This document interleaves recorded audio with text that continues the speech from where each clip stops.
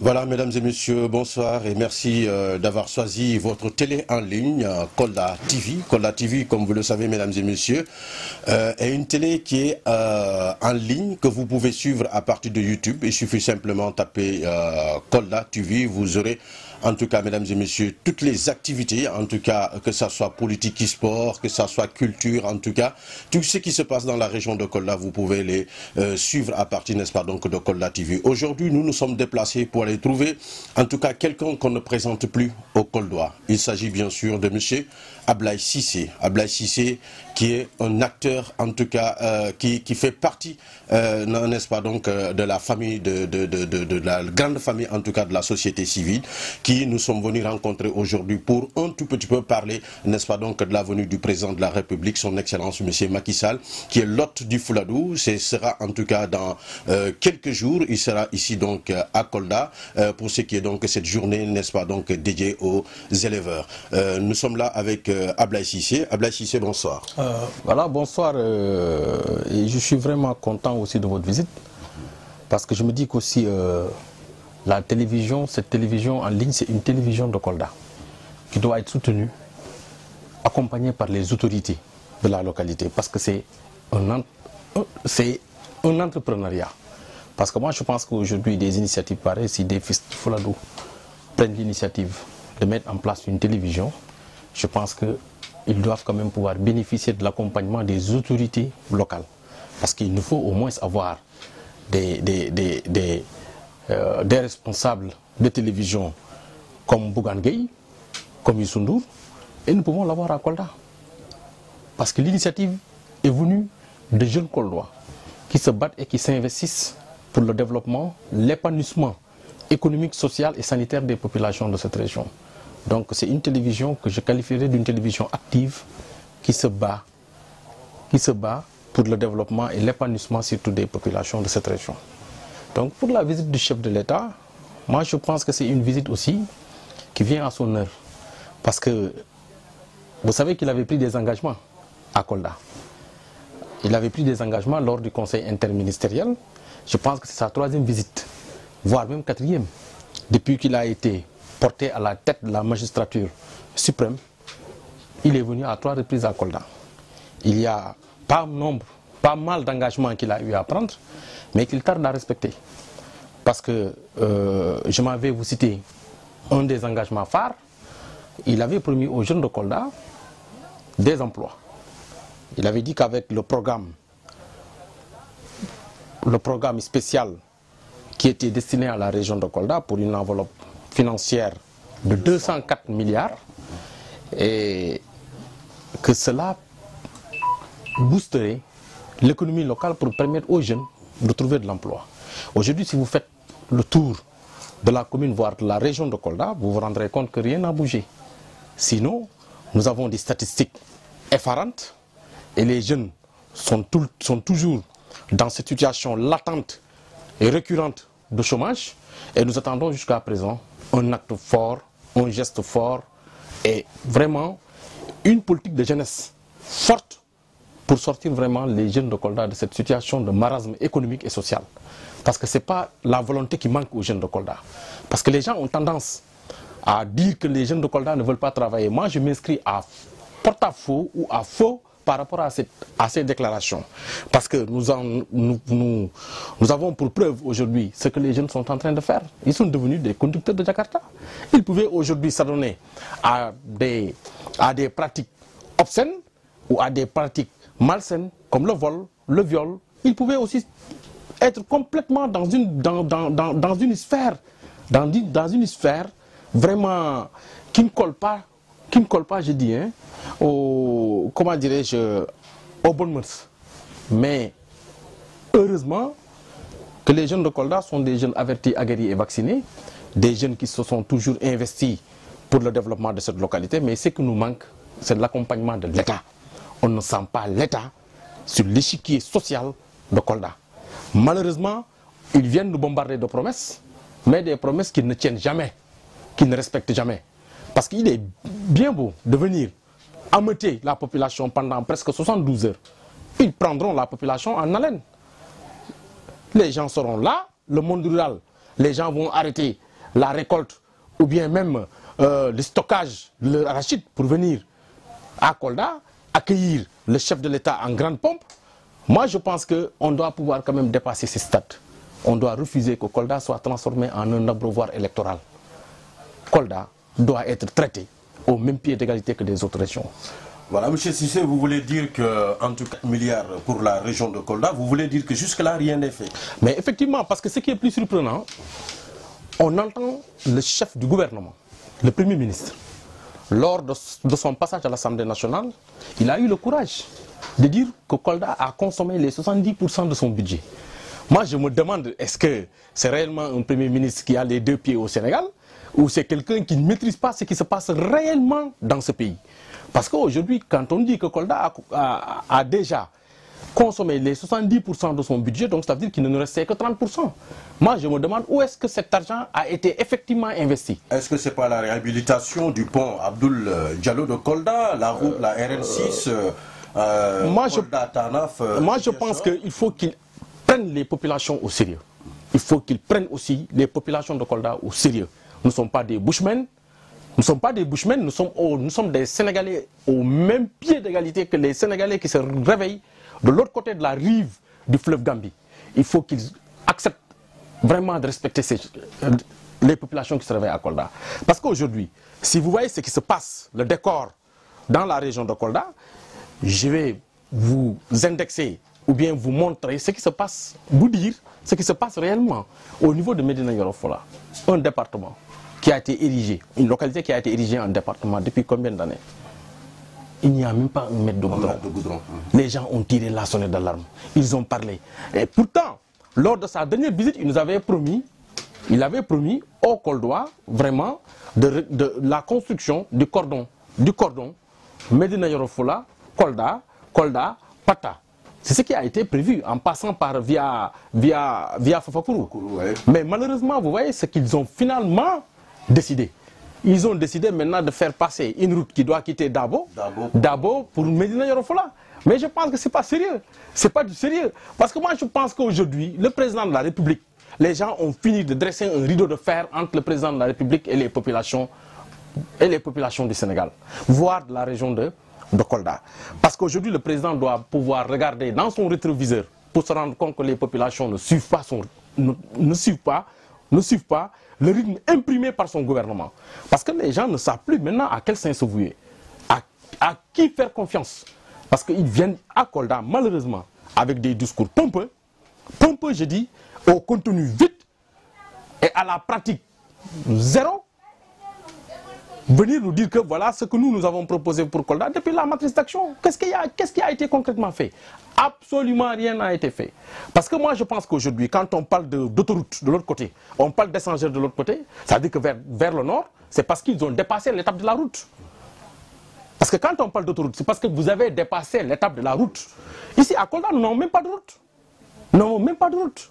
Parce que ce qui se passe présentement à Kolda, quand on nous parle de Promoville, c'est pratiquement les anciennes routes, c'est-à-dire que les pistes ou bien même, je peux dire même les labyrinthes dans les quartiers qui ont été reconstruites, qui ont été réfectionnés pour au moins nous présenter ces labyrinthes-là comme étant des routes. Mais quand même, c'est un geste à saluer. Non, moi je pense qu'il faut au moins, parce que quand on parle, moi je prends un exemple, quand on parle de croissance économique, Descartes disait que la raison est la chose la mieux partagée. Mais la croissance économique doit être en principe la chose la mieux partagée. Comment pouvez-vous imaginer, au XXIe siècle, un département comme Médina Yoro Fula, il n'y a même pas de goudron. À Vélingara, c'est un département vierge. Kolda, on n'en parle pas. Quand on prend la route Djoulakolon, Salikényé jusqu'à Kumbakara, Dabo, mais cette route-là, c'est une route économique. Mais jusqu'à présent, les populations ont des problèmes pour mouvoir librement. Et ça, vraiment, cela pose problème. Parce qu'aujourd'hui, quand on prend 775 milliards pour un aéroport, et vous voyez ce qui se passe tout récemment. Hein? On dit que les aiguilleurs là, les aiguilleurs étaient en grève. Et il y a beaucoup de travaux qui ne sont pas encore achevés dans cet aéroport. Prendre 775 milliards, c'est une dette que les générations futures paieront. Et je pense que si on contracte une dette, ce n'est pas une dette destinée seulement à ceux qui se réveillent à Dakar. Parce que le système de développement encéphalique n'a jamais développé un pays. Mais aujourd'hui, ce que nous impose, c'est un système de développement encéphalique. Tout est concentré vers le nord, au détriment du sud. C'est comme si nous sommes des Sénégalais à part. Aujourd'hui, nous sommes confrontés à d'énormes problèmes. D'énormes problèmes dans la région. Il y a le chômage. Il y a le problème de la santé qui pose problème. Parce que comment pouvez-vous imaginer dans une région, dans toute une région, il n'y a même pas de cardiologue. Aujourd'hui, vous êtes condamné. Je suis condamné, mais monsieur le gouverneur n'est pas condamné. Parce qu'aujourd'hui, je ne le souhaite pas, je touche du bois, mais s'il a un problème cardiaque, c'est un avion qui viendra le chercher pour l'évacuer à Ziguinchor, comment dire, à Dakar. Vous n'avez pas ces possibilités. Moi, je n'ai pas ces possibilités. Une dame qui se réveille peut-être dans le Bagadadi n'a pas ces possibilités-là. Comment pouvez-vous imaginer cela? Et on nous parle aujourd'hui d'équité économique dans ce pays-là. Moi, je pense qu'il faut que les gens arrêtent, qu'ils apprennent à respecter les populations de cette région. Nous souffrons. Il faut que le président de la République le comprenne. Concrètement ou réellement, qu'attendez-vous en tout cas du président de la République? Nous attendons qu'il respecte d'abord ses promesses. Parce qu'il y a des promesses qu'il avait tenues, mais qu'il tarde à respecter. Parce que les Koldois attendent jusqu'à présent de 204 milliards. Parce que moi, je ne vois pas où est-ce que ces 204 milliards ont été matérialisés dans cette région. On nous parle de RN6, on nous parle des réalisations du PADEC, on nous parle d'autres réalisations et d'autres réalisations qui ont été globalement additionnées pour atteindre la somme des, pour atteindre le taux de 70%. Moi, je pense qu'il faut qu'ils apprennent à respecter les populations. Parce que je n'ai rien contre le Nord. Je n'ai rien contre mes autres compatriotes du Nord. Mais c'est dire que l'argent, le budget du pays est inégalement réparti. Inégalement réparti. Parce que nous, à Kolda, ce que nous méritons, ce sont ces labyrinthes-là. Ces labyrinthes de quelques kilomètres là dans la commune de Kolda. Vous pensez que c'est ce qui va développer cette commune, voire même développer la région? Je dis que non. Il faut que le président de la République comprenne une chose. Il faut un plan Marshall, un plan d'urgence pour Kolda et un plan sérieux pour Kolda. Il faut qu'ils apprennent aussi à prendre au sérieux les populations de cette région. Parce que nous ne sommes pas dans un protectorat, nous sommes dans une région du Sénégal, pas un protectorat. Et je pense qu'aujourd'hui, le chef de l'État, nous, le traitement qu'on nous inflige, c'est comme si nous sommes dans une région, mais pas une région à part entière du Sénégal, mais peut-être une région rattachée à la Guinée-Bissau. Voilà, nous allons un peu revenir sur l'élevage. Le président de la République sera là pour une journée dédiée aux éleveurs. Que pensez-vous de l'élevage? Moi, je pense que c'est un secteur, c'est l'une des mamelles de l'économie locale. Parce que l'économie est portée par ces deux secteurs vitaux, l'agriculture et l'élevage.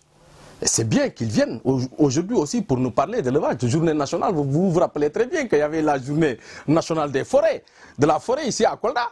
Il n'y a pas ce qu'il ne nous a pas promis. Mais voilà que nos forêts disparaissent à grande échelle dans le Médina Yoro Fula, parce qu'il y a un réseau présentement implanté en Gambie que l'État du Sénégal tarde à démanteler. Parce que cela aussi suscite des interrogations. Parce que nous nous disons aujourd'hui, est-ce qu'il n'y a pas des gouvernants qui sont dans ce secteur de trafic du bois de veine? Parce qu'aujourd'hui, ce que nous notons, il faut avoir le courage de le dire, à Kolda, il n'y a plus de forêt. À Kolda, nous n'avons que des îlots de forêt. Et derrière ce rideau de forêt, derrière ce rideau vert, il n'y a que des clairières. Les forêts ont été dévastées. Et on ne peut pas parler d'élevage sans la préservation de ces forêts. Parce que je pense qu'aujourd'hui, pour parler d'aliments de bétail, l'aliment de bétail, on nourrit nos troupeaux à partir de ressources fourragères. Aujourd'hui, si les forêts disparaissent, c'est presque tout le cheptel de la région qui est menacé.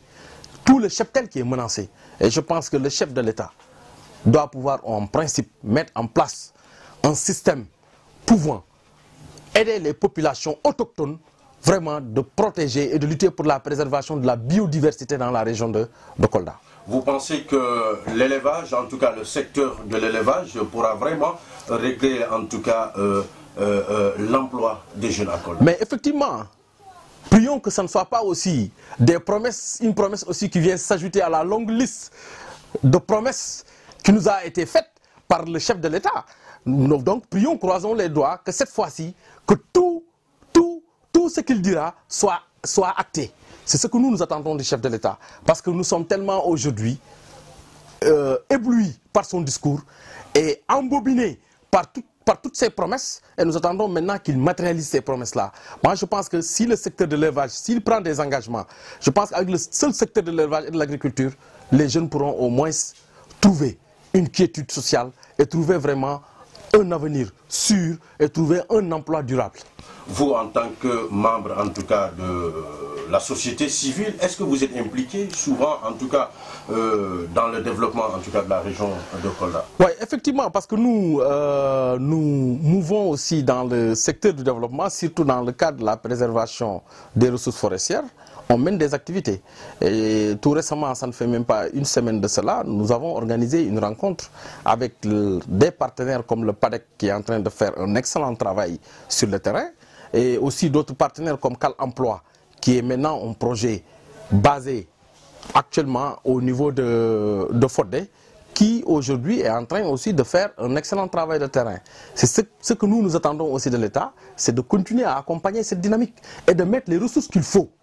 Les ressources qu'il faut à Kolda. Parce qu'aujourd'hui, ce n'est pas le fait de venir prendre nos mamans là, les habiller en tergal ou en wax, hein, rassembler toute la population ici pendant presque 3 jours, organiser des activités folkloriques. Je pense que ce n'est pas ce qui règle le problème à Kolda. Kolda, nous ne sommes pas des acteurs de Daniel Sorano. Nous sommes des populations et je pense que nous sommes des populations du Sénégal. Le chef de l'État doit pouvoir quand même mettre le budget, les 2 tiers du budget du Sénégal à la disposition de la région de Kolda. Parce que nous sommes les plus maltraités de ce pays. Nous sommes les plus mal lotis de ce pays. Nous sommes les oubliés de ce pays. Nous sommes aujourd'hui une des populations de ce pays les plus ignorées par l'État du Sénégal. Et je pense que pour régler ce problème, pour permettre aux populations de Kolda, à la région de Kolda, de monter au plus haut niveau de la marge nationale, c'est de mettre de l'argent et de mettre en place un programme spécial, pas un programme de promesses, mais un programme qui sera matérialisé sur le terrain. À partir de ce programme-là, moi, je pense qu'on pourra quand même régler le problème. Parce que le problème du chômage est devenu maintenant un problème endémique dans la région. C'est ce qui explique le nombre de morts que nous avons enregistrés avec l'immigration clandestine des jeunes qui partent. Parce que c'est des jeunes aujourd'hui qui sont dans un désarroi total. Parce que notre espoir a été transformé en tragédie. Nous vivons une vraie tragédie dans ce pays-là. Vraie tragédie dans cette région. Raison pour laquelle il est difficile et il sera difficile à l'État du Sénégal vraiment de retenir les jeunes dans la région tant qu'il n'y a pas de mesures d'accompagnement réelles de la part du gouvernement du Sénégal. Parce qu'on nous a balancé des programmes ici comme le PAPEJ, ANEJ, ANIDA, je ne sais quoi et quoi là. Mais des gens qui demandent des fonds de garantie aux jeunes. Il y a des jeunes qui ont rédigé leur projet depuis combien de temps? Rien n'a été fait. Et c'est la procédure, avec la lourdeur des procédures, vous pensez que ces jeunes de Kolda là peuvent décrocher des financements? Je te dis que c'est mission impossible. Il faut que l'État mette en place une politique de jeunesse fiable, viable, pouvant permettre aux jeunes de Kolda d'accéder au financement sans problème. Voilà, parlons un peu, en tout cas, ces secteurs de développement. Selon vous, quels sont les secteurs que vraiment le président ou l'État du Sénégal doit prendre en main pour vraiment pousser le développement de cette région? Mais l'agriculture et l'élevage, si je vous parle d'agriculture et de l'agriculture et de l'élevage, je pense que ce sont les deux mamelles de l'économie locale. Parce qu'aujourd'hui, quand on développe ces deux secteurs-là, je vous jure qu'on parviendra quand même à hisser Kolda au promontoire des régions les plus en vue au niveau national. Et pour cela, vraiment, il faut que l'État du Sénégal accepte de mettre la main à la poche, accompagner la région de Kolda et mettre en place des infrastructures, des voies de communication. Pas venir nous déverser de la latérite, des routes latéritiques après partir. Ce n'est pas ce qui règle le problème. Tout récemment, ils ont amené un programme appelé Puma, je ne sais pas, Puma et quoi là. Il faut qu'ils arrêtent avec les slogans. Ce ne sont pas ces slogans-là qui développeront ce pays-là. Ils n'ont qu'à au moins acter tout ce qu'ils promettent et respecter tous leurs engagements. Parce que 2018 arrive, 2019 arrive. On nous dit que 2018 sera une année sociale. Vous pensez que nous sommes des mendiants? Pour qu'on nous balance des bourses familiales à tout azimut? Ce n'est pas ce qui règle le problème. L'assistanat n'a jamais développé un pays. Parce que les bourses familiales là ont démarré avec le Brésil, avec le président Lula. Quand le président Lula s'est rendu compte que c'était une erreur de la part de son gouvernement, ils se sont finalement racheter pour mettre en place des programmes structurants, des projets pouvant aider les populations à sortir de cette situation-là. Parce que la dépendance, le fait de donner des bourses familiales, cela ne fait qu'engranger la dépendance. Et la dépendance est un facteur bloquant pour le développement d'une nation. Voilà, vous venez de parler de 2019. Est-ce que M. Cissé est prêt pour se présenter? Non, 2019, je pense qu'on ne se présentera pas. Et je pense qu'avec tout ce qui se fera ou toutes les promesses qui ne seront pas tenues dans la région, nous serons chargés d'aller sensibiliser les populations. Si réellement les gens se battent pour le développement de ce pays-là, de cette région-là, on le saura. S'ils se battent pour le développement de leur poche aussi, on le saura. Parce qu'aujourd'hui, je pense que ce qui doit être la mission de tout fils de Kolda, et je pense que ça a été toujours notre mission, on va continuer la bataille, on continuera ce combat pour pouvoir au moins faire entendre la voix des sans-voix. C'est la voix des populations de Kolda, la voix des populations aussi qui sont dans les coins les plus reculés de la région, pour faire comprendre au chef de l'État que rien ne va dans cette région. Parce que quand tu prends par exemple le landerneau économique de la localité, vous vous rendrez compte qu'on n'a qu'une seule usine de dégranage. Une seule usine de dégranage. Là où il y a plusieurs ONG, c'est parce qu'il y a problème. Là où il y a des ONG, une créelle d'ONG, c'est parce qu'il y a des problèmes dans la région. C'est parce qu'il y a des problèmes dans la région. Comment peut-on prendre? On nous parle de croissance économique de l'ordre de 6%. Mais vous sentez la croissance économique? La croissance économique doit se sentir dans le panier de la ménagère. Aller dans le marché. Parce que les gens ont tendance à vouloir contourner la question. La famine est là. La misère est là. Le désespoir est là. Je pense qu'aujourd'hui, le président de la République qui cristallisait l'espoir des populations, cet espoir a été transformé en tragédie. Et on va quand même lui faire comprendre que à Kolda, nous ne sommes pas des bushmen et nous n'habitons pas en pleine forêt. Nous sommes des hommes réfléchis, aguerris et vaccinés. Est-ce qu'un jour, M. Cissé, en tout cas, est prêt en tout cas d'être un jour le premier magistrat de ce pays? Mais effectivement, parce que peut-être que la politique ne me taraude pas d'avoir l'esprit, mais comme la nouvelle constitution maintenant nous donne le droit, en tant que membre de la société civile, de présenter notre candidature indépendante, nous allons continuer à nous présenter, à briguer le suffrage des populations de cette région en attendant que les populations nous fassent confiance.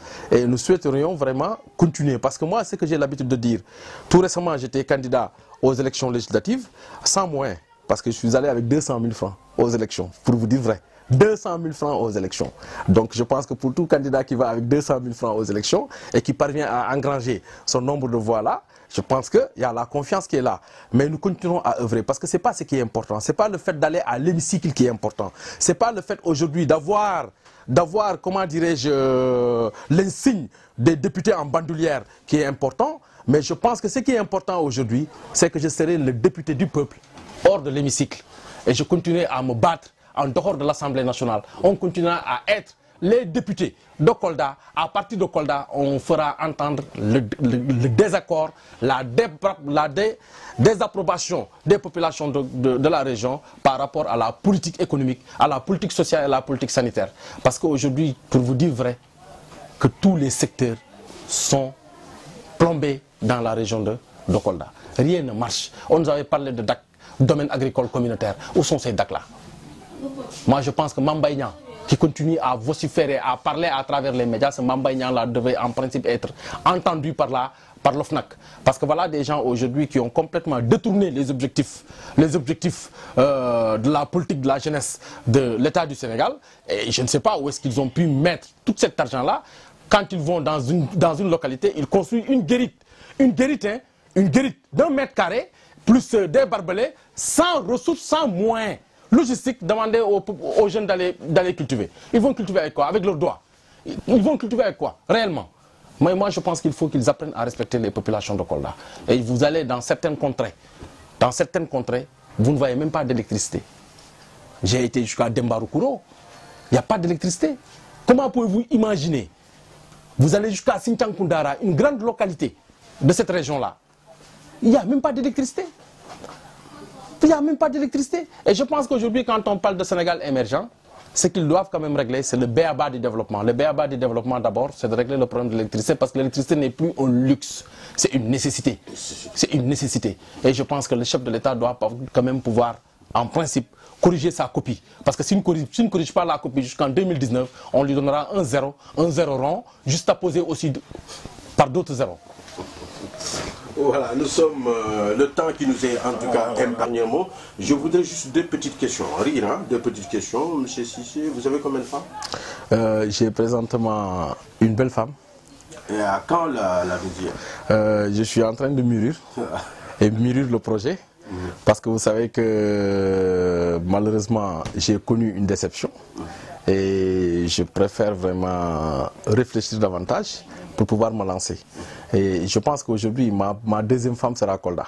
Et je continuerai à me battre pour l'épanouissement des jeunes de Kolda qui m'ont tout donné. Parce que vous vous rappelez très bien, lors de mon arrestation, les jeunes sont sortis en masse pour se solidariser à nous. Ça veut dire que pour se battre, pour au moins obtenir notre libération, ce qui a été brillamment obtenu. Et moi, je dis que je serai le fidèle serviteur des jeunes de Kolda. Et c'est comme Nelson Mandela et l'ANC.